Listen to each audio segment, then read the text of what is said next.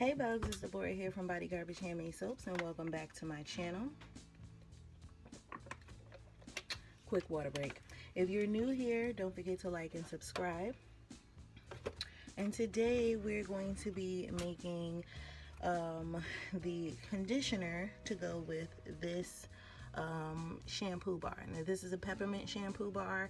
It's made with marshmallow root, peppermint leaves, rosemary powder, rosemary leaves, peppermint essential oil, and a bunch of other goodies that have gone in here that help with your hair shininess, growth, and all of that goodness. So today we're going to be making, some of the peppermint leaves fell out, we're going to be making the conditioner bars that go with this. Now within the conditioner bars, because you will be using it in the water, it will have a preservative in it.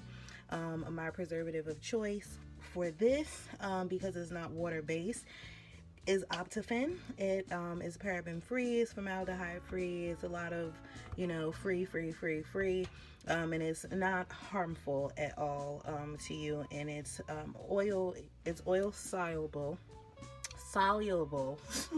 so it will work well in these bars. So these are going to consist of mainly butters and oils, a few waxes. I'm going to put more rosemary powder, leaves, peppermint, you know, etc.